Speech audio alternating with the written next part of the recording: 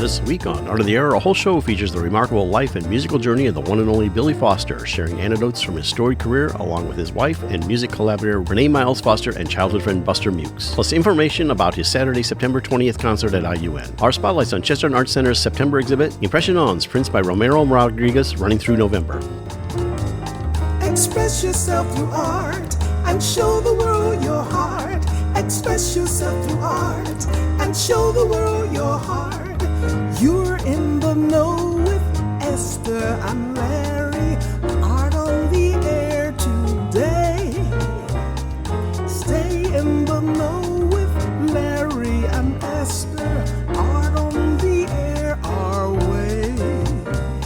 Express yourself through art and show the world your heart. Express yourself through art and show the world your heart. Welcome. You're listening to Art on the Air on Lakeshore Public Media, 89.1 FM, WVLP 103.1 FM, our weekly program covering the arts and arts events throughout Northwest Indiana and beyond. I'm Larry Breckner of New Perspectives Photography, right alongside here with Esther Golden of The Nest in Michigan City. Aloha, everyone. We're your hosts for Art on the Air. Art on the Air is heard every Sunday at 7 p.m. on Lakeshore Public Media, 89.1 FM, also streaming live at lakeshorepublicmedia.org, and is available on Lakeshore Public Media's website as a podcast. Also heard on Friday at 11 a.m. and Monday at 5 p.m. on WVLP 103.1 FM, streaming live at wvlp.org. Our spotlight interviews are also heard Wednesdays on Lakeshore Public Media. Information about Art on the Air is available at our website, breck.com/AOTA. That includes a complete show archive, spotlight interviews, plus our show is available on multiple podcast platforms, including NPR One. Please like us on Facebook, Art on the Air, WVLP, for information about upcoming shows and interviews. I'd like to welcome back to Art on the Air Spotlight the Executive Director of the Chesterton Art Center, Hannah Hammond-Hegman, and she's going to tell us a little bit about what's going on and also maybe like a quick review of the recent art festival that we had in early August. Hannah, welcome back to Art on the Air Spotlight. Thank you both. It's always wonderful to be with you guys. Yeah, same here. It's always good to see you. Thanks, Esther. We had an amazing 66th Annual Chesterton Art Fair. It was a glorious weekend. We always do the first weekend in August. The weather was definitely in our favor this year. So we welcomed at least 4,000 folks to come in for a really nice 2-day celebration of visual art, gorgeous live music, delicious food. No, it was wonderful. It was really wonderful. Do you get feedback on all of that, Hannah? Yeah. I'm getting responses from our artist survey have all been very favorable. Everybody had a great weekend, lots of successes. They felt very taken care of, which I always love. So no, it's been nice. It was a beautiful weekend. And we raised some, funds for the Art Center and the work that we do in community. So that's a win-win. Well, you just finished combined exhibit you had with several other things, Hazel and Ben exhibits. So that probably went well. But now what do you got coming up in September and there on beyond? Yeah, in September, right after the Labor Day weekend, on September 4th, we're going to welcome Romero Rodriguez to the galleries. He is doing a solo exhibition titled Impressiones, which will cover 14 years of the artist's work. He's remarkable. He is based out of South Bend. He works with the Racklin Murphy Museum of Art at University of Notre Dame. So we'll be having a whole series of his entire body of work. And it'll be a series of prints, right? Print series that explore Mexican culture and folklore, the immigration journey of his parents who immigrated to the United States in the 40s. Yeah, they're going to be really spectacular. Relief prints, monotypes, monoprints. But he'll be in the galleries. And he's also going to be doing an artist talk on October 9th, 5:30 p.m. And he's also will be offering a printmaking workshop here at the Art Center on the 18th of October. And registration for that is available on our website. But people get the opportunity to work up and close with him with our new printing press, which is really exciting. The Art Center has acquired a press, which is already in use for classes. And we've got lots of planned classes in the fall to be using that press, including our new senior-focused arts program called Arts Connect. So people can find information about the upcoming exhibition and about all the classes offering this fall on our website, which is chestertonart.org. And so what do you have going beyond this exhibit? I mean, I know you've planned the whole season out, and I know some things aren't locked in, but I think you have an annual one that comes back for the next part. Yeah, biannually, we welcome the Doolin Plein Air Painters, which is an amazing group of local artists who work together May through October every week. They go to a different outdoor location.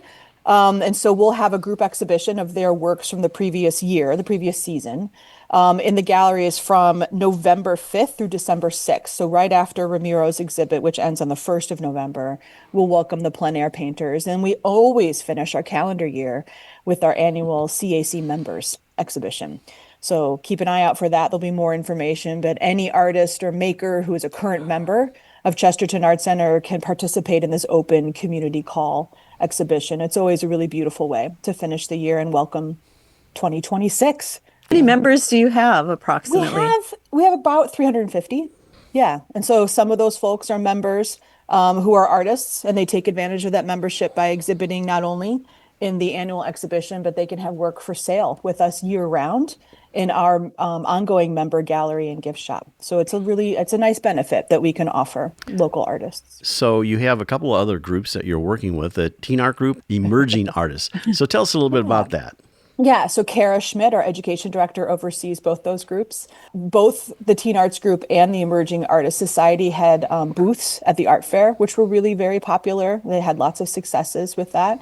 Our Teen Arts Group meets the second Wednesday of every month with Kara at 4:30. An Emerging Artists Group meets the third Thursday of every month, and that's open to anybody. Both programs are free and open to the public. Now, down the road, anything else planned? Obviously, last year, Chesterton Art Center did something different for their gala, kind of like a street thing. So I don't know if that's still in the offing or what. Yeah, we're looking at we'll definitely be doing something really fun in the spring. That early springtime slot is usually when we bring community together to celebrate the art center and, do a little fundraising for all of the work we do in community. But yeah, stay tuned for that for sure. I would love to see us back here at the center and open up the doors and welcome people here to our home base. So other educational things that are going on. Kara's been very active about bringing new classes and anything that's new that's on the calendar. You mentioned printmaking. Was there anything else that's coming up that's new? Oh, yeah. There's so much new. She's already working with new instructors that'll be with us into the fall and into the new year. So definitely pay attention. Our classes are ongoing. We don't have specific sessions or seasonal sessions. So to find out what's going on with us, definitely come to the website, sign up for the monthly newsletter, follow us on social media on Facebook and Instagram. But there's lots cooking. So in our last few seconds here, tell us about how people can find out all about Chesterton Art Center. Come in. If you've never been, come and see us. We're right in beautiful historic downtown Chesterton at 115 South 4th Street, open 11 to 4 weekdays and Saturdays 10 to 2. So please come in, free admission all the time. Our website, chestertonart.org, holds all information about outreach programs, family art days, education opportunities, and exhibitions. Or you can give us a call, old school, 219-926-4711. We promise to answer the phone. Yeah. Well, thank you for coming on Art in the Air Spotlight. That's Hannah Hammond-Hegman, and from the Chesterton Art Center, the executive director. Thank you so much for coming on the show. Thanks, guys. Thank you. And a Spotlight Extra. Art in the Air invites you to join us for an afternoon of jazz featuring the one and only Billy Foster along with his friends live in concert on the main stage at Indiana University Northwest on Saturday, September 20th at 3 p.m. General admission tickets are only $15, available on the web at IU Northwest Arts and Entertainment Events. Art on the Air Spotlight and the complete one-hour program on Sunday is brought to you by Ember Forge Consulting, thoughtful marketing and digital learning built to express your purpose and grow your reach. Learn more at emberforgeconsulting.com/grow. And as a reminder, if you'd like to have your event on Art in the Air Spotlight or have a longer feature interview, email us at aota@brech.com. That's aota@brech.com.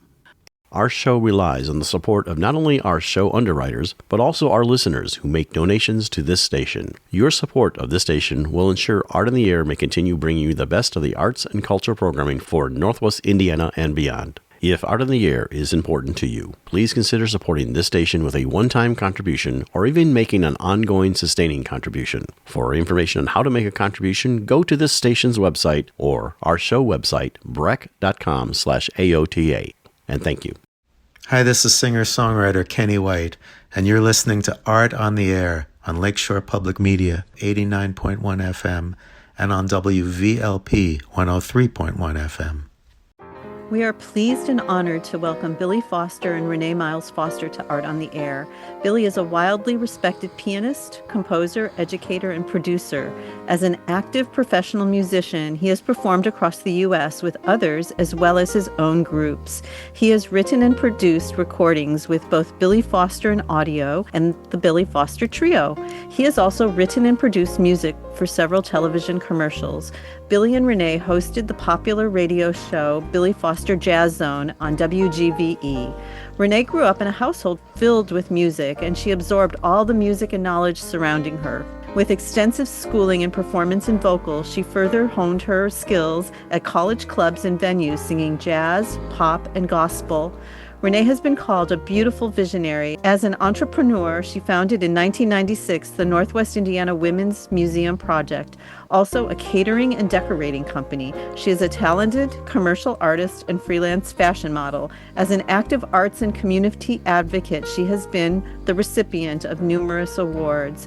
They are joined by longtime friend and artist, Buster Mukes. Thank you for joining us on Art on the Air. Aloha and welcome to our very, very dear friends. Thank you so much. Thank you so much, Esther. Thank you so much.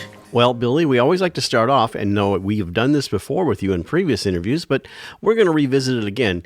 Your origin story, more of kind of Esther touched on it, but we want to hear like where you grew up, where you were born, and all the way through things, and then eventually how Renee came into your life. And of course, Buster was an early part of your life, but let's go ahead and start with you. Tell us about how you got from where you were to where you are now, everything about Billy Foster. Okay, I don't know if I can get through. It would take me 70-some years to get through. And if you don't do it, I think Buster will probably give us the real story. But I can give you a good overview, I guess. I was born and raised in Gary, Indiana, and I went to Frable High School, Pulaski Middle School and Elementary School, and Frable High School. Graduated from there here in Gary, and later went to Defiance College in Defiance, Ohio, and then I have a master's from Roosevelt University in Chicago, and did some extra work in New York City at New York University. That's the huge overview.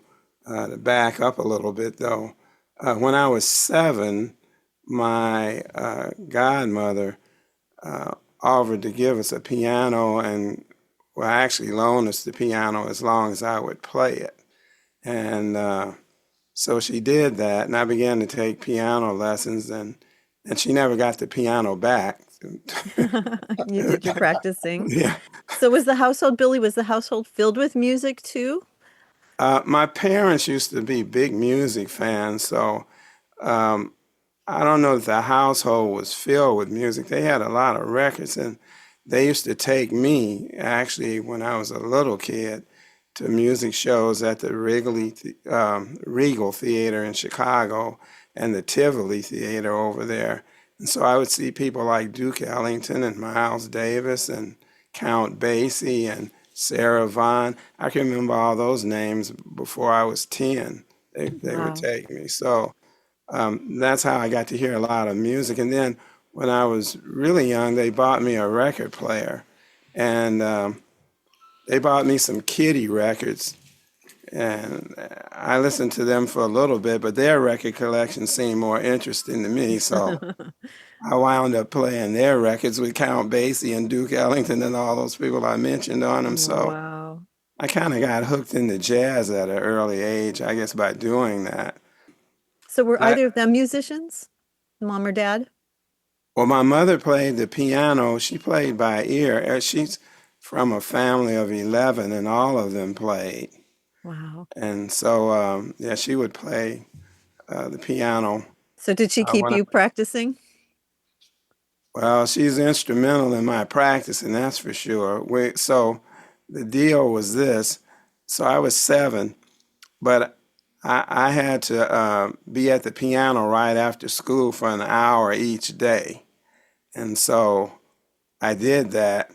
And, I came to enjoy it, actually. But my piano was out on the front porch, and I would look over and I could see the kids running up and down the street playing. I would want to be outside at first, but I tell everybody These days, I've never seen anybody making a dime playing hide and seek. So, so I guess that was where I was supposed to be. Mukes was in elementary school with me, starting from kindergarten, and he used to come up and sit while I practiced. He could tell you some stories about that. Buster, do you also play piano? No. Uh, it's just so odd how I met Billy, like the first day of kindergarten. And when I saw him, I looked at him, and it was not a thing of, I want to get to know this guy. It seemed like I knew him. Where you, when we left school, I went home with him. I lived 4 blocks away. I was 5. And I went to his house and stayed for dinner, and they accepted me like I was a brother. And I warm family like that. I come from Billy and I are polar opposites. He's an only child. I'm from a family of 11. Oh, So it was really a change of pace and a relax to go to Billy's. And so I didn't share him with any of my other friends or brothers or sisters. But he would watch me practice. I'd be sitting on the piano bench, and I really understood what he was doing because I come from a very musical family. They didn't have to practice; they could just play. So I was, come on, man, hurry up! I want to. I see them kids out there playing, and I said, I know what key he's got to hit. So when he's getting ready, I reach up there, and his mother could tell, Mukes, keep your hands off that piano. But he actually knew me before I started playing the piano. Oh, yeah. Yeah, we knew one another at 5, and I started when I was 7. wow. It has been a That was a long, long time ago. You tell them about the time you guys thought you were going to go out of town. You were going to go where? Oh, Riverview. no, we were going to Liverpool, They wanted to go where to we had heard Liverpool. that name before. So we started down the railroad tracks. I see where this is heading. Well, Mux's dad owned a grocery store. And so we got some hot dogs from the grocery And store. potatoes. Yeah, and so we started down, we got hungry. And it was a really windy day.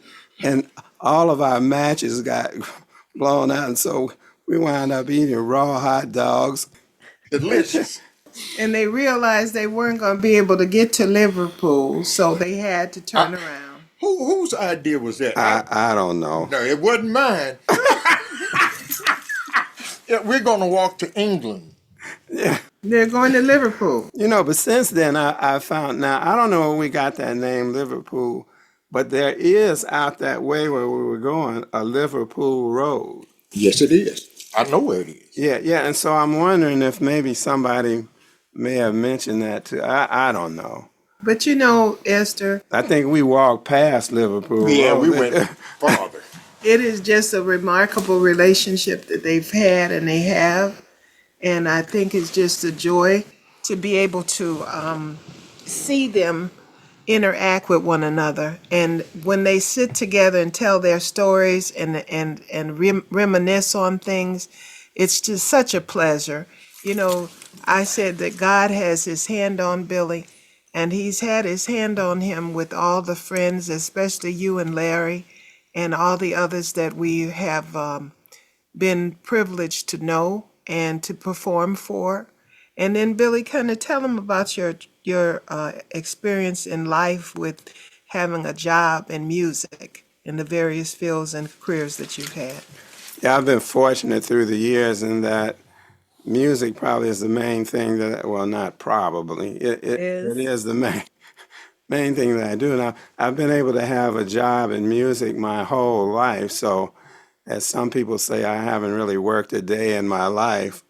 I taught elementary music for 35 years, and then I taught out at Valpo for piano for 34 years, and I've been at IUN for 11 years, and I've had bands since 1969, and played in bands, and I have no reason to complain. And you also had important instructors like Tillman Buggs. And can you tell them about him? So when I started piano lessons at age 7, my mother found the piano teacher, Dr. Granule L. Whittemore, who was, in my opinion, the best in town. And I continued to take piano lessons from him from the age of 7 all the way up through college. I would come home and take piano lessons from him, in the summertime while I was going to school. And then I continued to take piano lessons even after I got out of college from him. He was an excellent pianist himself. And So were you doing mostly classical with him, or did he also include jazz and other?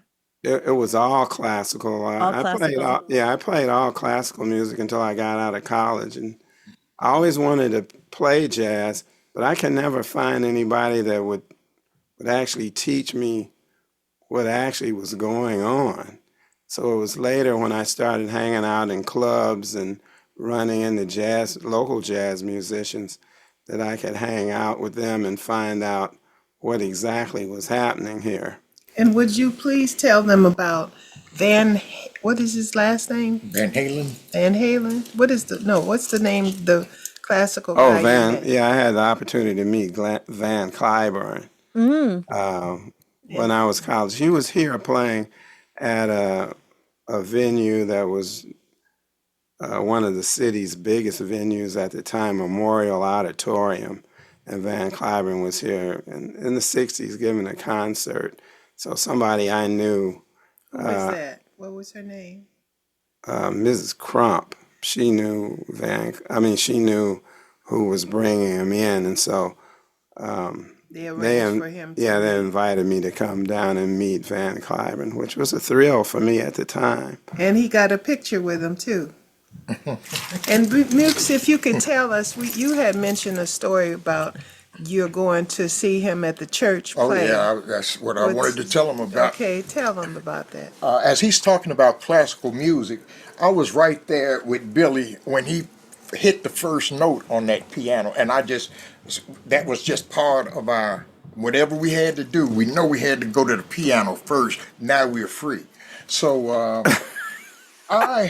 the first recital that I saw him do, and he had been practicing this theme from the apartment, and I have a love for classical music, and that song in particular that I can directly attribute to Billy. But when he played that recital, and he played it at a church, so I was sitting there, I know this dude up, and he started playing, and I stopped. Wait a minute. Who is this? I saw another person. I saw something else come out of Billy. His commitment, it was at a church. He's playing classical music, and people started to shout. Yeah. At the end, I had to leave for a minute. I said, "Wait, he doing something up there." I don't know. I didn't understand that whatsoever. What was the piece? What was the name of the piece? Theme from the apartment. Yeah, there's one thing about that particular performance I remember very well. I was 14 years old, and that was when I decided that I wanted to be a musician, because people just clapped and clapped and clapped, and that was really fun. And I said to myself, this is what I want to do. And I had people up until recently talking to me about that very performance. It's really something that it was something else. Yeah, it was. I know what that feels like, because that's how I felt when I first heard and saw you play. You just play that piano like it's not even I don't know. You take it to something beyond a piano. You're just so smooth and I don't know, just beautiful. As an artist myself, and Billy's artistic talent, it rubbed off on me. I started painting just all of a sudden, and a lot of times, even now, if Billy can do this, give it here. I can do this and just take right off and start doing it. I got that from him. So Billy, you said your mom made you practice for an hour after school. So was your mom keeping track of that hour, or was Buster keeping track of that hour? And when did it I increase to guess more that. than Well, my mother was keeping track of the hour. She was the from, gatekeeper. from a different reason than Buster was keeping track. I just wanted him. they, We had stuff to do. they both were keeping track of the hour. What about the So, toothpicks? hey, wait a minute. Yeah, Let me tell them about the time you didn't come home. Go home directly from school. I didn't know that. I was a free, and I had a job when I was 7. And like I said, at 5, I went to his house and stayed as long as I want. And 11 kids. Yeah, if one get lost, we will still make it. And so it was just, he added so much flavor in my life, and we're polar opposites. I'm very extroverted and he's more introverted until he starts playing the piano, and then I don't know this guy, and so I'm really interested to see, because when he plays, I know what other people hear, but by my knowing the end track, he's talking. Billy, I have a Right. question. Since you are classically trained, and you just touched on it a little bit, what drew you to jazz? Now, you listen to jazz on records and things like that, but here you're playing basically classical music, but going to clubs. How did that transition? And maybe you can even speak to this other part of this, is maybe even a student and they're trained classically. How do they learn the whole thing about jazz, which is much more improvised? Yeah, so what drew me to it was these performances that my parents were taking me to. And I just love that music. I love classical music also. I don't think because you like one kind of music that you have to hate all the other kinds. I think you can love all kinds of music, but these were the two types of music that I enjoyed playing for myself.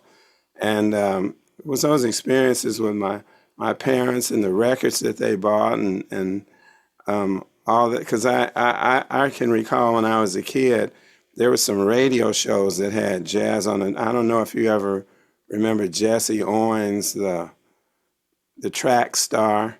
right? Yeah, he had a jazz radio show in Chicago that I used to listen to, and then there was one by another disc jockey called Marty Fay.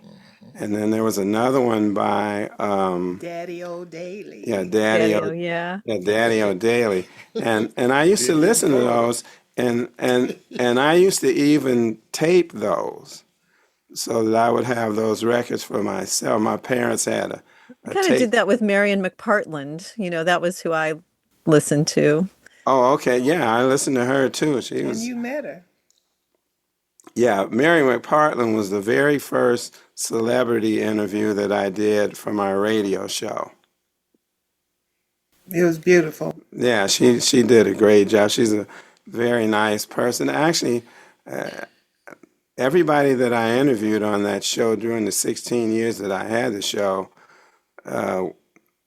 were all nice people. I never had a problem interviewing anybody. Would you mind me interjecting this?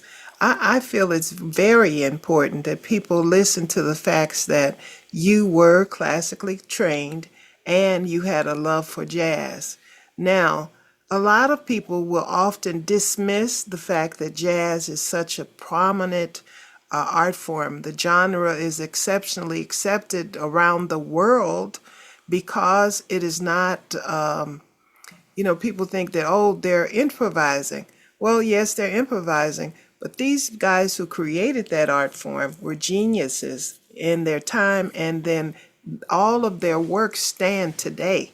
So can you, as a educator, Mr. Foster, you can tell the audience what it is that you know about classical music and jazz, and tell them how it is important to be accepted and why it is accepted worldwide?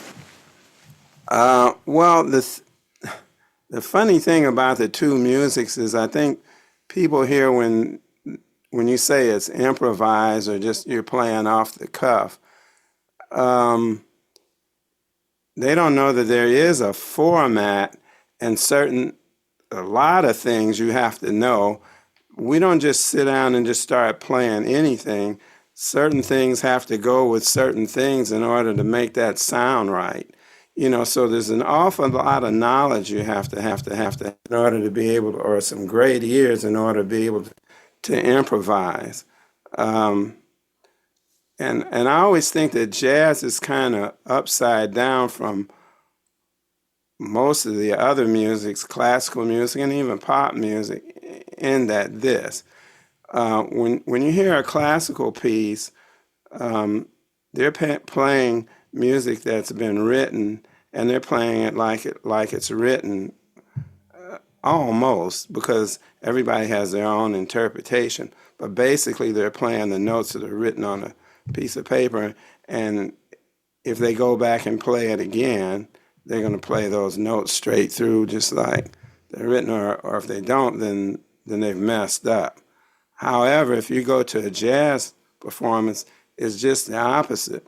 If you go in and the person is playing it the same way that he played it the day before, nobody wants to hear that. They want to hear that person's creativity right there on the spot, so that it shouldn't sound the same as it sounded before. And we want to take a quick break. You're listening to Billy Foster, Renee Miles Foster, and of course, along with Billy's longtime friend Buster Mukes on Lakeshore Public Media 89.1 FM and on WVLP 103.1 FM. So, Billy, what was the Defiance college days like? Did you start your first band then? My Defiance college days, I played my first professional gigs that I got paid for in the college dance band. The college had a dance band. The college was located in Ohio, and we would play dances all through Ohio and over into Indiana and up in Michigan, and that whole area each weekend. And I would make money enough to buy some extra books or some hamburgers or something over the weekend. And I played piano in that band for 2 years, and then my last 2 years in college, I played the saxophone. When I was at Frable, I played saxophone in the marching band also. But tell them what saxophone. So I played baritone saxophone, which is... And that saxophone was bigger than he was at the time. But at any rate, the band was really a lot of fun. And I can remember the first time I ever played a gig. It was in Toledo, Ohio. And the gig was like, I should say, well, gig is a performance. So I played, and it was for 4 hours. Wow. And I had never played that long, in a row other than practicing. I never played it anywhere that long in a row. Boy, I thought we would never finish. And I was thinking to myself, I don't know if I can make the rest of the year doing this. But it turned out to be fun. And for the 4 years, and I have so many stories from just that one band. But we had a lot of fun. Bruce Evans, who you'll talk to later, I guess, he played bass in the band, which is another story that he'll probably tell, so I won't tell it. But yeah. Did you have any radio-friendly stories? Let me think of a radio-friendly story. Well, he also. I remember. Go ahead.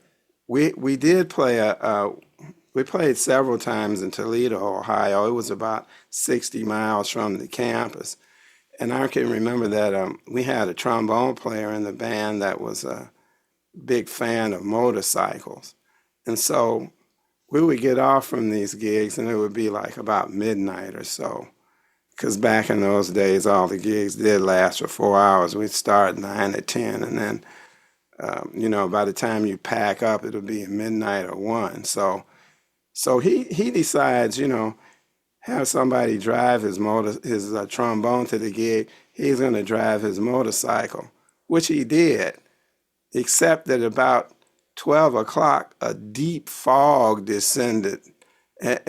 You could hardly see the front of the car.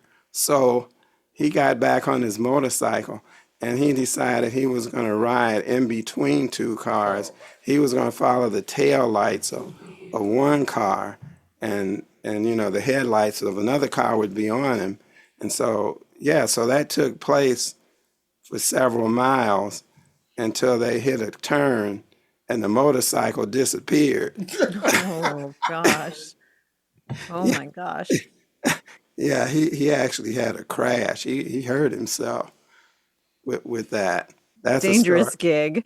Yeah, that's a story I can tell. Other stories, I remember we got all the way to a gig and the trumpet player realized he had forgotten his trumpet.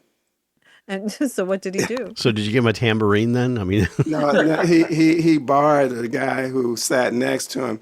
They shared this one guy's trumpet.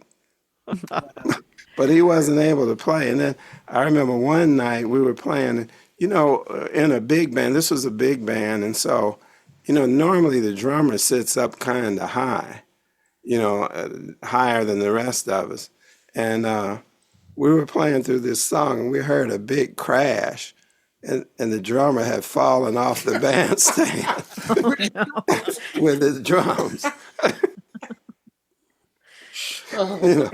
Such exciting times, huh?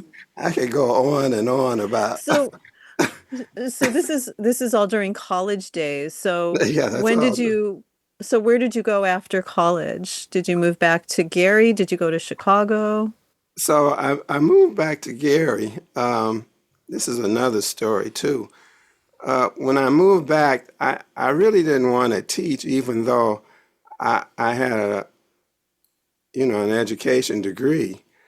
I didn't really want to teach. And so this is another Bruce story too. He did. So he went over to School City and he got himself a job. And he called me. I thought maybe I'd join the Navy or something, like one of my roommates had and get in the Navy band or something. But so he called me up and said, listen, they have one more job left. The least you could do is go over there and see what it is. And so I did. And at that point, I decided to accept the teaching job. And when I got home, there was a letter in the mail that said, greetings, report to such and such of an Army thing in the next few days. Oh, So make your decision. So I ran down to School City and signed the contract that day. and that's the story of how I got to be a school teacher. Meanwhile, I went on to Vietnam. I was drafted during that time. Well, one of the stories too is so between my freshman and sophomore years, I got a job at Inland Steel because I needed money to pay for college.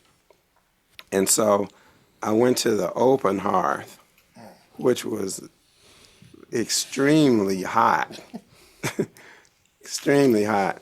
And we just did, I won't go on that. We just did all sorts of things. But the bottom line is the open hearth had a safety manual. Open hearth is where you see the pictures of this big ladle pouring steel. Right. And they had that on the cover of this safety book.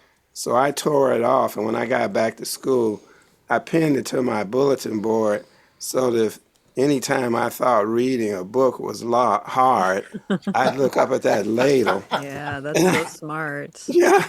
Tell them about the time you were, they didn't tell you that you needed to wear extra clothes.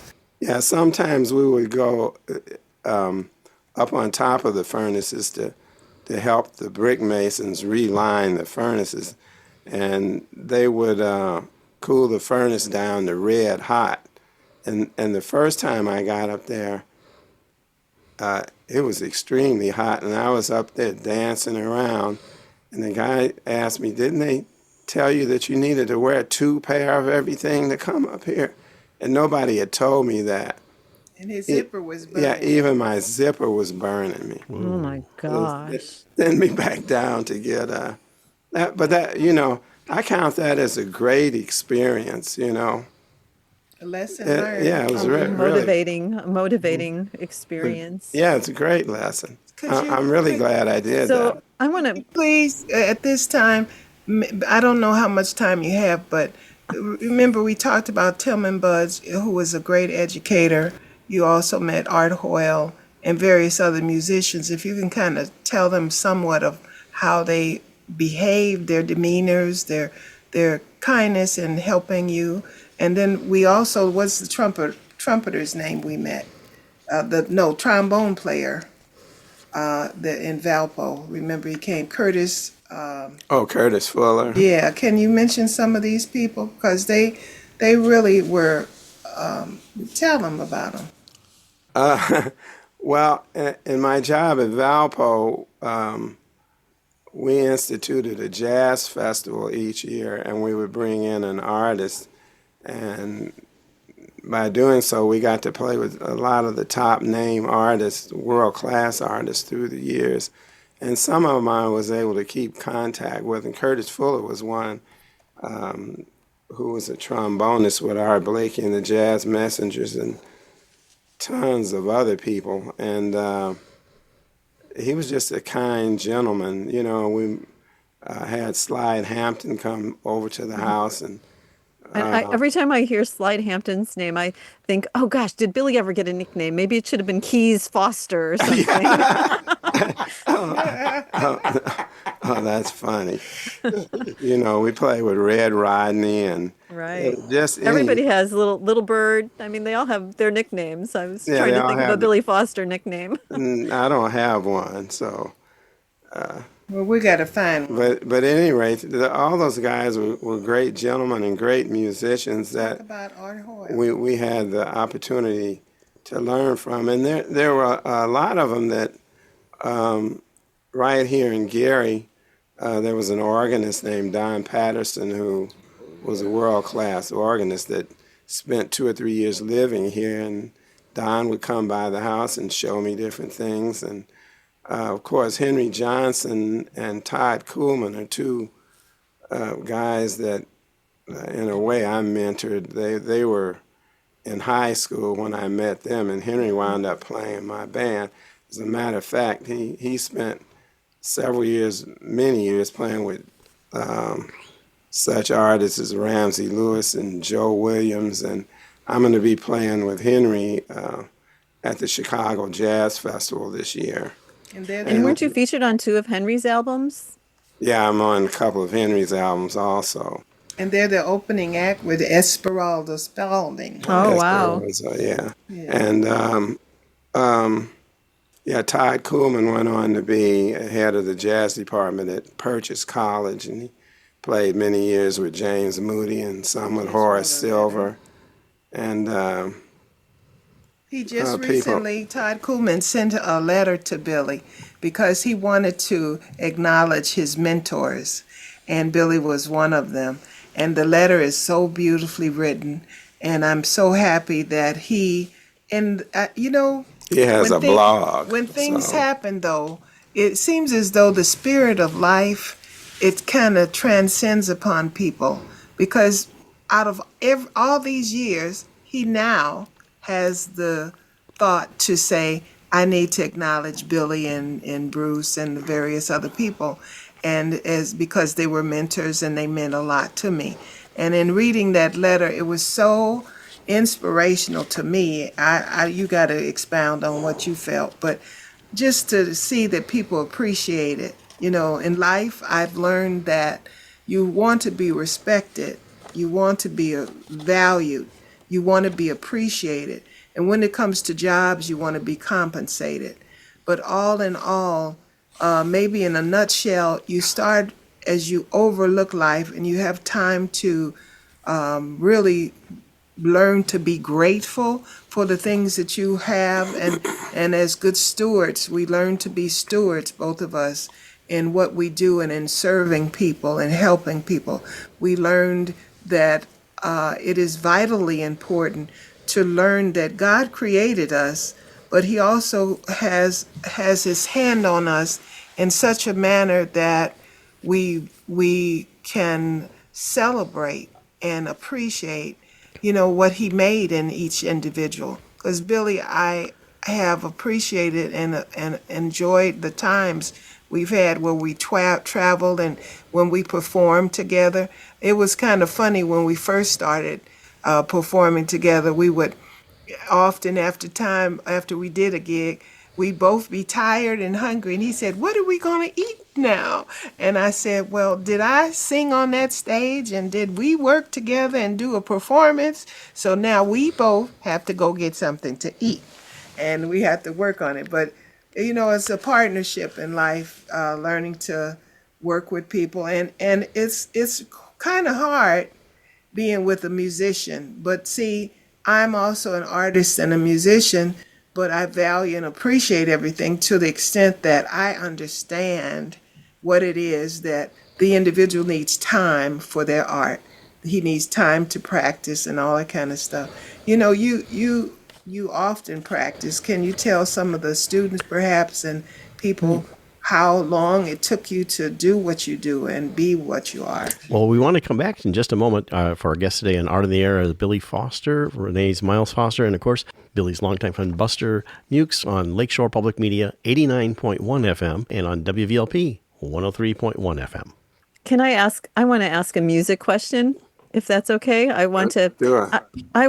I would love to. So I love the jazz vespers that you did. So Oh, thank you. I mean, it's just so beautiful. How did that all? How do you write that first note? What goes into the composition? Because yes, you play beautifully, but also you compose music that is just so glorious. Well, I always tell everybody, which I believe is true, that I had some help from above writing that. It was my dedication to God for keeping me afloat, so to speak. Of course, I'm a cancer patient and have been for many years, and I feel that it's a blessing that I've been able to be around this long and produce like that. So I felt that I owed, and I took good time in writing that. And some of the things that I even wrote the words, some things that aren't natural to me, I feel. And so I feel like I had some help putting that together. Can you tell them what a jazz vesper is? Yeah, Jazz Vespers is a church service that's usually done in the evening using jazz music. I wanted to mention, back to some of what Larry was asking earlier. It goes back to the 70s, and when I got out of college, I started hanging around jazz musicians, and I was able to start playing clubs, and I put a band together. It was probably horrible, but we practiced every Saturday, all day long, and we would go out and play some local clubs, and that's really how I got started. Later on, this was after I'd sort of been in the band business for a while, I was able to get I moved to New York, actually, and met a lot of people there, and I had a steady gig up in Harlem that went from 10 to 4 every night. Wow. And so when I got back from that adventure, I taught again for a year, and then I got a gig with a band called a singing group called the Impressions, which is a world-known singing group. Right. Curtis Mayfield was the leader of that group for many years, but by the time I got there, it was the the two main guys, Sam Gooden and Fred Cash, were still in the group, but they had another lead singer. And that I have many stories I can tell from that association also. Oh my gosh, I think we're going to have part two with the rest of these stories. I think we would like to like quickly like how did you and Renee meet?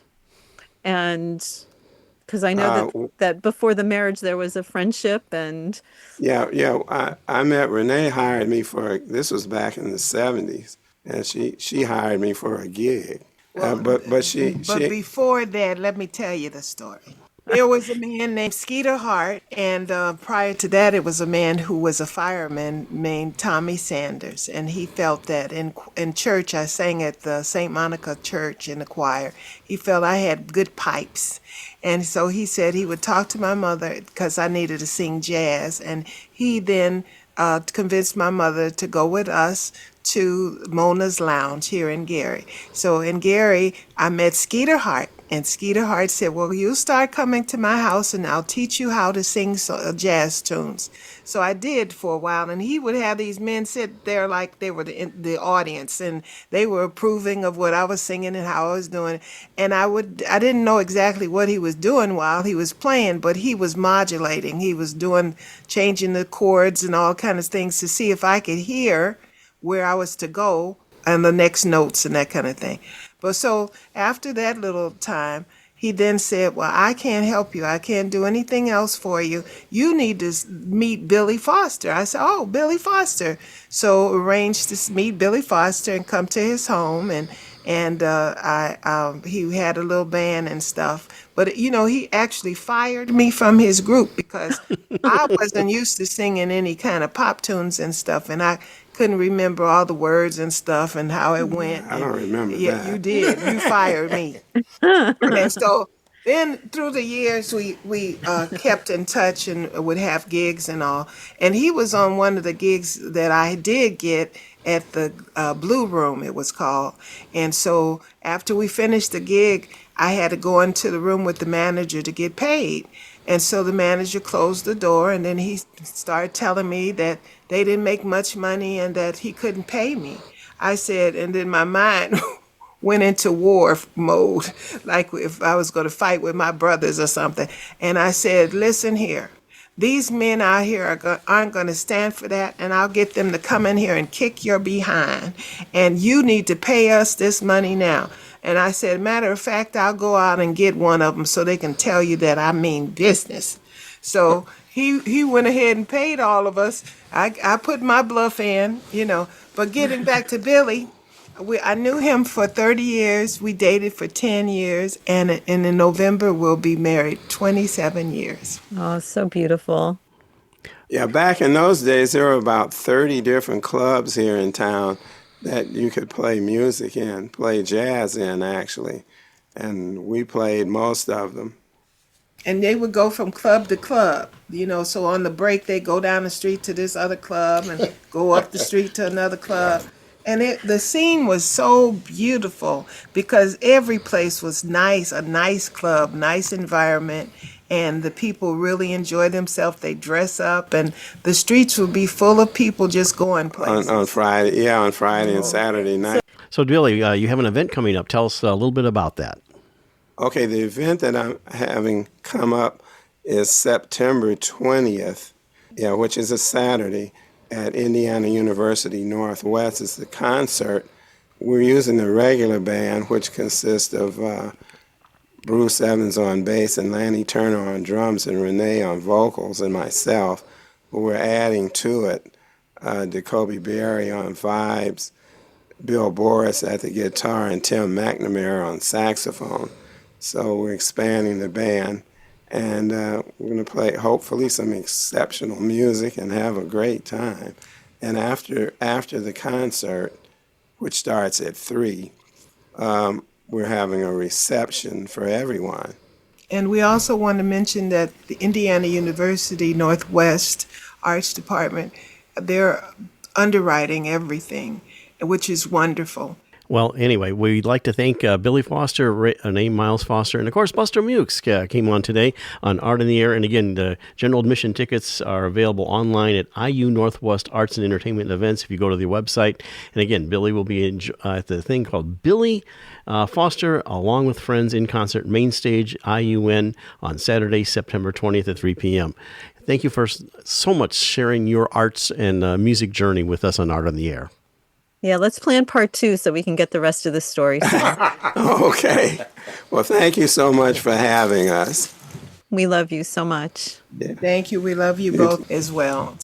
Hello, I'm Larry Breckner, Board Chair for Lakeshore Public Media and also a sustaining supporter. As Northwest Indiana's public broadcaster on TV, radio, and digital, we're not only bringing you the best of PBS and NPR, but more importantly, serve as a vital community resource for great local programs like Regionally Speaking, Eye in the Arts, Friends and Neighbors, Let's Eat with Chef Nick, Art in the Air, Building Blocks, and more. Please help protect my Lakeshore Public Media with your support by visiting lakeshorepublicmedia.org/give. We'd like to thank our guests this week on Art on the Air, our weekly program covering the arts and arts events throughout Northwest Indiana and beyond. Art on the Air is heard Sunday at 7 p.m. on Lakeshore Public Media, 89.1 FM, also streaming live at lakeshorepublicmedia.org, and is available on Lakeshore Public Media's website as a podcast. Art on the Air is also heard Friday at 11 a.m. and Monday at 5 p.m. on WVLP 103.1 FM, streaming live at wvlp.org. If you have a smart speaker like Amazon Alexa, Google Assistant, or Apple Siri, just tell to play Art on the Air to hear the latest episode. Our Spotlight interviews are heard every Wednesday on Lakeshore Public Media. Thanks to Dee Dotson, Vice President of Radio Operations for Lakeshore Public Media, and to Greg Kovach, WVLP's Station Manager. Our theme music is by Billy Foster with a vocal by Renee Foster. We'd like to thank our current underwriters for Lakeshore Public Media, Ember Forge Consulting, thoughtful marketing and digital learning built to express your purpose and grow your reach. Learn more at emberforgeconsulting.com/grow.